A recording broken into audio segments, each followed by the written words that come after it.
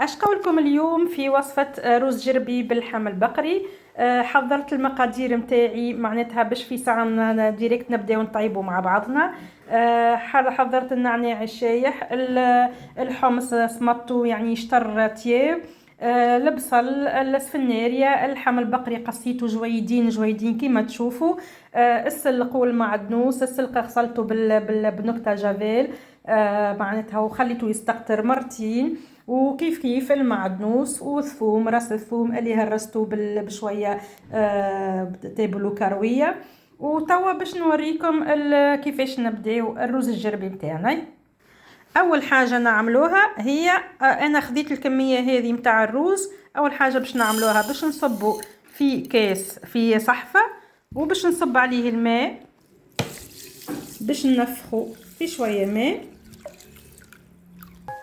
باش نقعد نحرك فيه حتىش نخرج منه اكنشاء.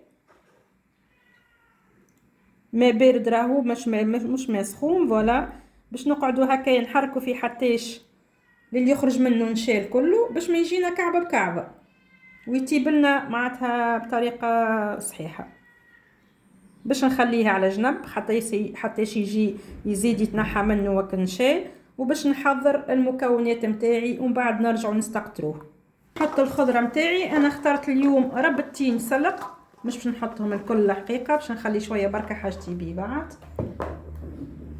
ربطه معدنوس كيف كيف باش نحطها، ونخلي كميه صغيره باش نخلطها من بعد قبل ما نقص على الروز، وهذيك سر البنه. نحط الحمص، نحط اللحم متاعي اللي كيما قلت لكم قصيته طريفات جويدين باش ما ياخذليش برشا وقت باش في الطياب.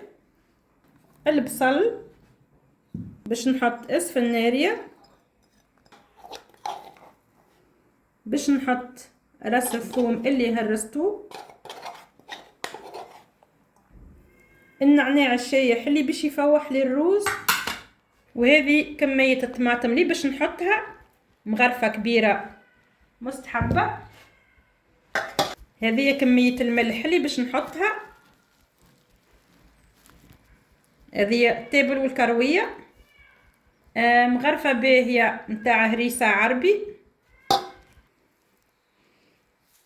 والفلفل الأحمر باش نحط بزايد أنا باش يجيني لونه أحمر، ولا ما يجيني شكل باسل. هذه كمية الكركم، نجمو نزيدو شوية إذا نحبو نعطيو منه فيه اللون الأزرق. مغرفة الفلفل الأكحل،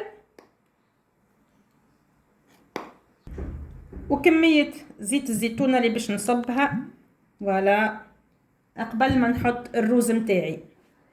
وهذا الروز متاعنا بعد ما نفخناه درجين في الماء البارد، نحيناله وكنشالي فيه توا باش نحطوه، وما بقالنا كان باش نخلطوا الخليط متاعنا ونحطوه على الغاز يفور.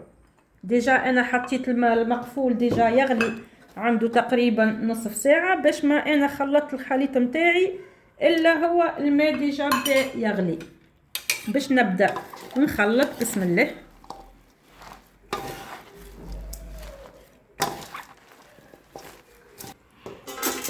اخذيت الكسكاس بتاعي توا باش نحطوا الخليط. فوالا توا هذا الكسكاس نتاعنا حطينا فيه الخليط، توا باش نحطه على المقفول وهو يغلي. دونك غلي الماء بتاع المقفول، توا ما بقى كان نحطوا الكسكاس ونغطيوه بالطبيعه باش الفابور هذيك ترجع ليه وتطيب لي الخضره. نصيف ساعه نرجعوا نتفقدوه. تعديت نصيف ساعه، خلينا نتفقدوا الروز متاعنا. الريحه ما شاء الله تعمل كيف ما تشوفوا، الخضره كلها هبطت لوطه، كل شيء تقريبا قريب يطيب. باش نشوف كعبه الحمص ونشوف نتفقد اللحم اذا طاب ونرجع لكم. الحمص طاب واللحم متاعي زاده طاب. في الوقيته هذايا باش نزيد رشه معدنوس اخيره، هذيك اللي باش تخلي لي ريحه الروز معناتها حيه وفاوحه. نحركوهم تحريكة خفيفة ماكسيموم 5 دقائق وباش نطفيو على الروز. تعديو 5 دقائق توا ما شاء الله كما تشوفوا الروز متاعنا حضر، ما بقى كي نقص عليه، وباش نوريه لكم في صحن التقديم. باش نشوفوا مع بعضنا توا الروز في صحن التقديم.